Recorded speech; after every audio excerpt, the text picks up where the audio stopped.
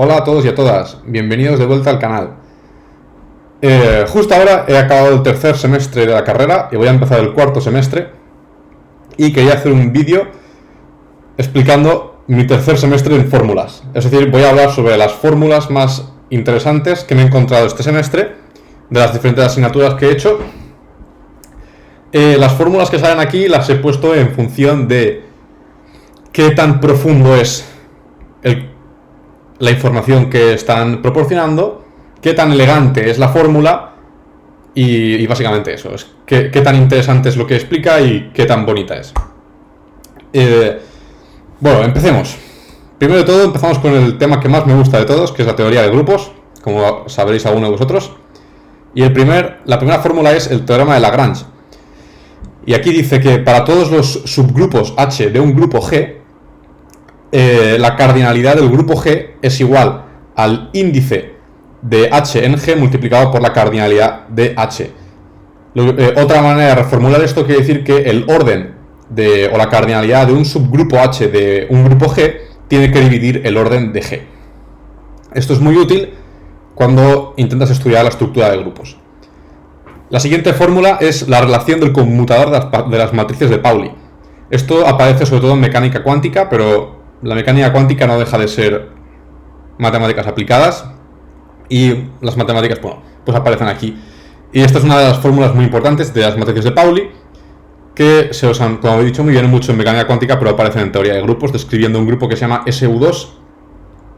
Y tenemos que el conmutador de dos matrices de Pauli, sigma y sigma j, es igual a 2 por la constante imaginaria y por el tensor Levi-Civita IJK multiplicado por la matriz sigma k, y estas k repetidas es una suma, ¿vale? Es notación de Einstein, de la suma, y un índice repetido quiere decir que se suma, ¿vale? Tengo que ir rápido porque hay muchas fórmulas. La siguiente fórmula es la fórmula de los cuaterniones, que esto lo descubrió Rowan Hamilton, que volverá a aparecer más tarde, Hamilton, y lo escribió en un puente de Dublín, creo. Y básicamente estos son los números complejos generalizados a una dimensión más. Este es un teorema que me gusta muchísimo, es el primer teorema del isomorfismo.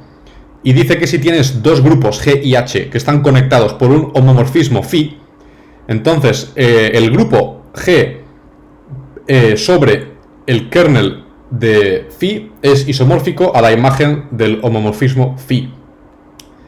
¿Vale? Esto nos permite sobre todo conectar diferentes grupos mediante homomorfismos.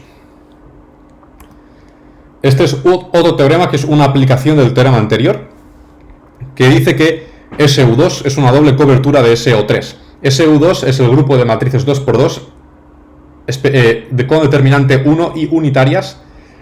Y geométricamente, este teorema me gusta mucho más que algebraicamente, porque geométricamente esto quiere decir que una esfera en 4 dimensiones, ¿vale? Que es imposible de imaginar, la puedes cortar en 2 de tal manera que te queden 2 esferas en 3 dimensiones. Vale, esta es la siguiente fórmula, muy interesante también, es el grupo euclidiano. El grupo euclidiano es el conjunto de transformaciones del espacio euclidiano, es decir, el espacio con el que estamos familiarizados, que dejan la distancia entre dos puntos constante. Y esto precisamente es el producto semidirecto, que es este símbolo de aquí, de las matrices ortogonales ON con los números reales de n dimensiones. Esto básicamente quiere decir que las transformaciones del espacio euclidiano que dejan la distancia invariante son las rotaciones, las reflexiones y las traslaciones. Y este símbolo del producto semidirecto es una manera de juntar dos grupos de una manera más especial que el producto directo, que nos permite crear otros grupos distintos. Este es otro grupo parecido al euclidiano, pero un poco diferente, es el grupo de Poincaré. Y este es el grupo también de transformaciones que dejan el espacio de 4 dimensiones invariante, usando la métrica de Minkowski. Esto aparece mucho en relatividad general. De hecho, esto es una de las bases de la relatividad general. Y básicamente el grupo Poincaré es el producto semidirecto del grupo de Lorentz, que se escribe con la L, y R4. Y esta de aquí es la regla de la acción de un elemento a mu lambda mu nu en Poincaré con un vector de R4.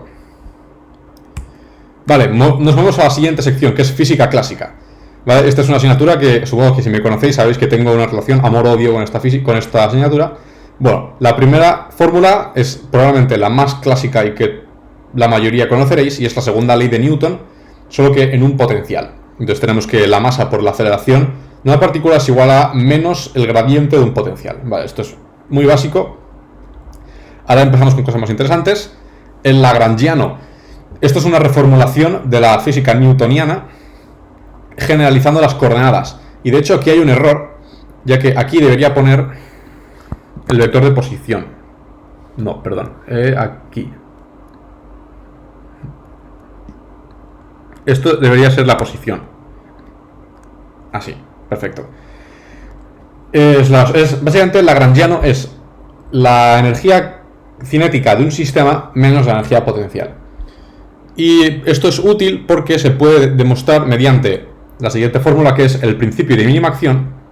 Básicamente quiere decir que si definimos la acción como esta integral, que es la integral por el tiempo del lagrangiano, y extremizamos la acción, pues obtenemos una serie de ecuaciones que se llaman las ecuaciones de Euler-Lagrange, que por algún motivo no me he acordado de escribirlas aquí, que son una reformulación de las leyes de Newton, pero generalizadas a cualquier coordenada arbitraria.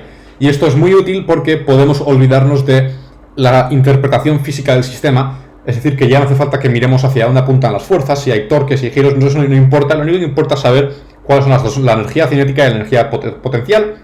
Y esto ya nos resuelve nos resuelve cualquier problema de física clásica, lo cual es extremadamente poderoso. Luego, la siguiente fórmula es el teorema de Noether, que es probablemente mi teorema favorito de toda la física clásica. Y dice lo siguiente: si tienes una transformación infinitesimal, vale, aquí también hay que tener en cuenta que esta transformación tiene que ser diferenciable, pero esto no lo he puesto aquí. Si tienes una transformación infinitesimal de las coordenadas generalizadas, tal que la acción de las coordenadas nuevas sea invariante, entonces esta cantidad se conserva, la cantidad de la suma de i de la parcial del lagrangiano con respecto a qi derivada multiplicado por el generador de la transformación infinitesimal. Esto se conserva. Una consecuencia interesante es que la cantidad conocida como un medio por la masa por la velocidad al cuadrado más el potencial se conserva si tienes simetría temporal. Es decir, que si definimos la energía, como se hace comúnmente, como un medio por la masa por la velocidad al cuadrado más el potencial, este teorema nos dice que una simetría temporal de las leyes de la física conlleva a conservación de la energía, lo cual es muy interesante.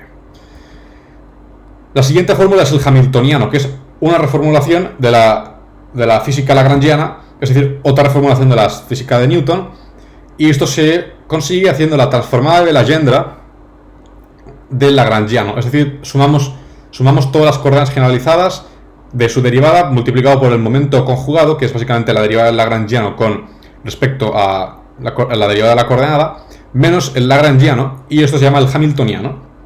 Y ahora lo interesante es que el lagrangiano te da una ecuación diferencial de segundo grado y el hamiltoniano te da dos ecuaciones diferenciales de primer grado, porque la gracia es que haciendo esta transformación podemos expresar el hamiltoniano enteramente en términos del momento conjugado y la posición generalizada. Entonces se puede demostrar que las ecuaciones de Hamilton, que son las leyes del movimiento de esta física, es que la posición, el cambio de la posición generalizada es la derivada del hamiltoniano con respecto al momento conjugado, y el cambio del momento conjugado es igual a menos la derivada del hamiltoniano por la posición.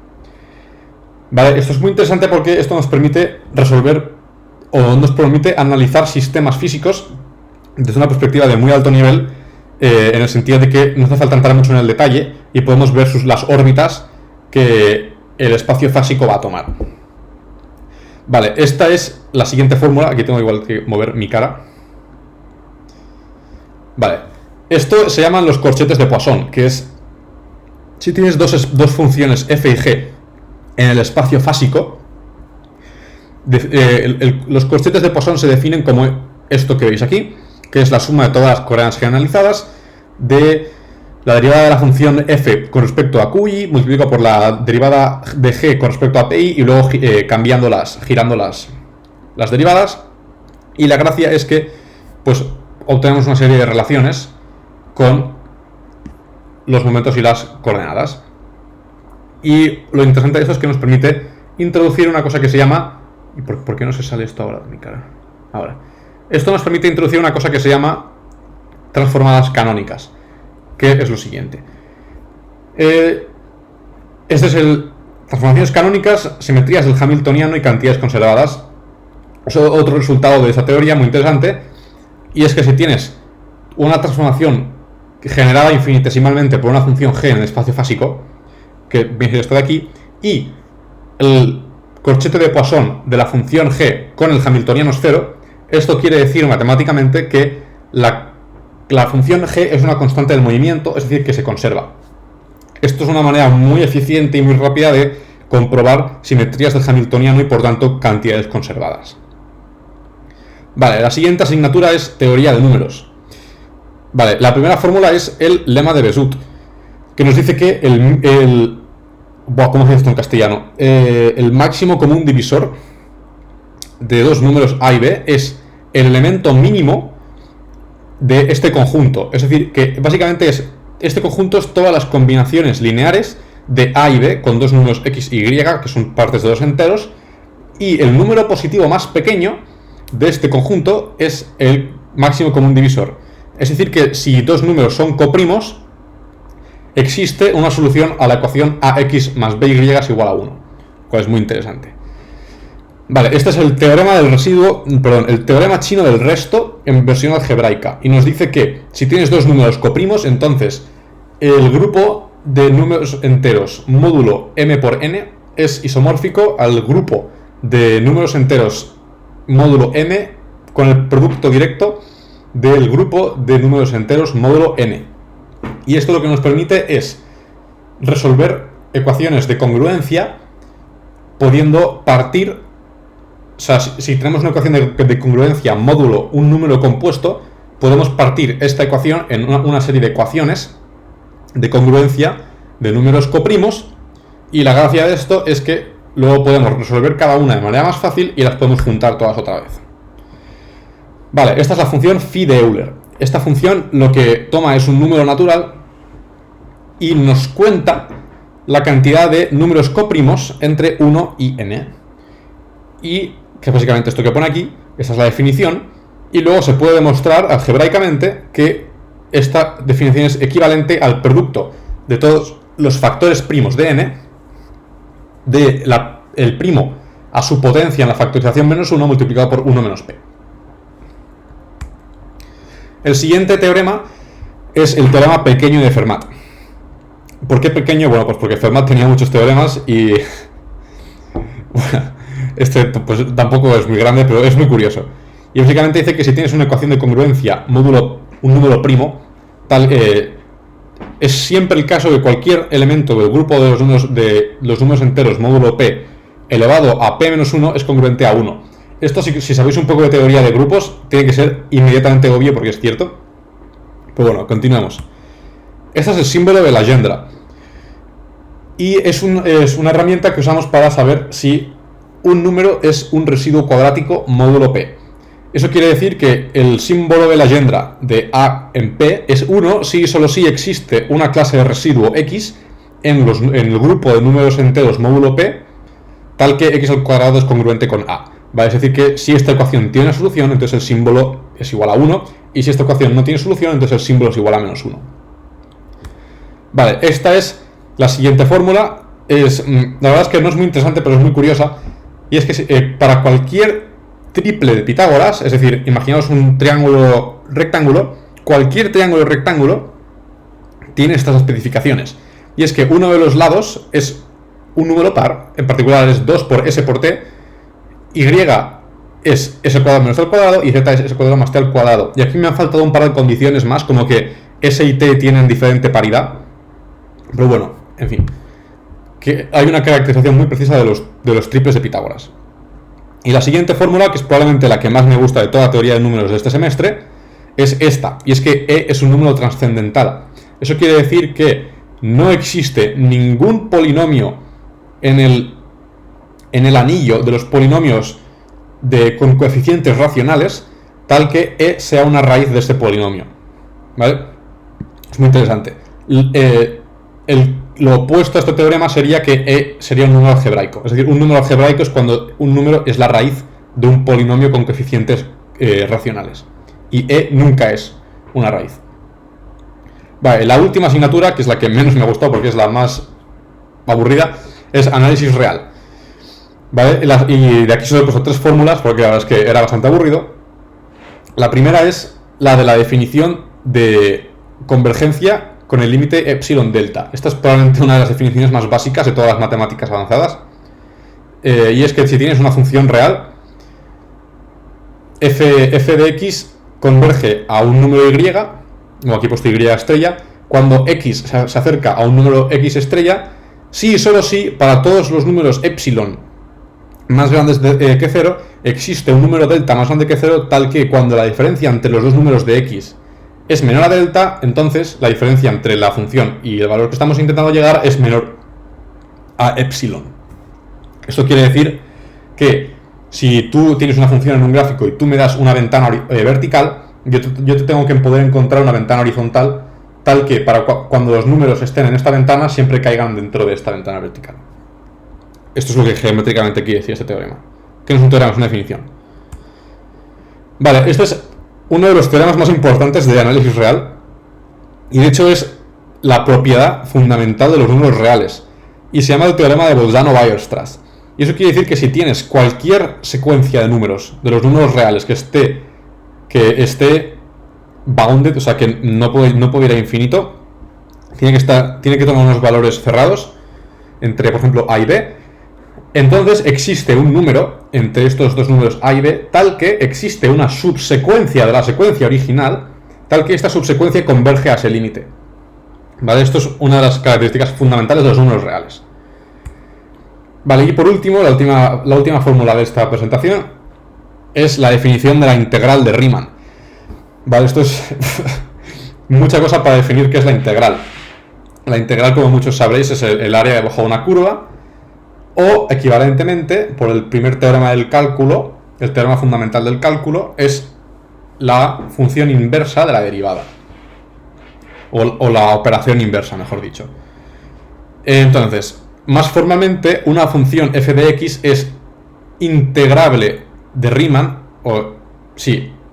una función x es Riemann integrable en un intervalo a-b, si y solo si, para todos los números epsilon más grandes de 0, existe una partición P de los números entre A y B, es decir, que los números entre A y B se parten en intervalos de x0 a x1, x2, x3, entre los números A y B, tal que la suma de todos los subintervalos del supremo de f de x entre uno de los intervalos multiplicado por la anchura de este intervalo, menos lo mismo pero usando el infimum, que no sé cómo se dice en castellano, que es básicamente lo opuesto del supremo, es menor a epsilon. Eso quiere decir que si tomas...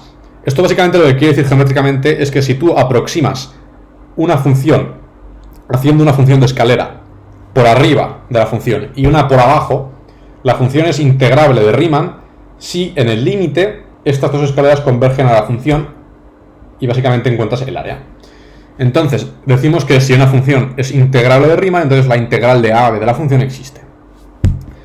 Bueno, y estas han sido todas las fórmulas más interesantes. Obviamente han habido muchísimas más que he estudiado, pero estas eran las más interesantes que he estudiado este semestre. Entonces, un saludo y nos vemos el siguiente semestre con otro vídeo igual.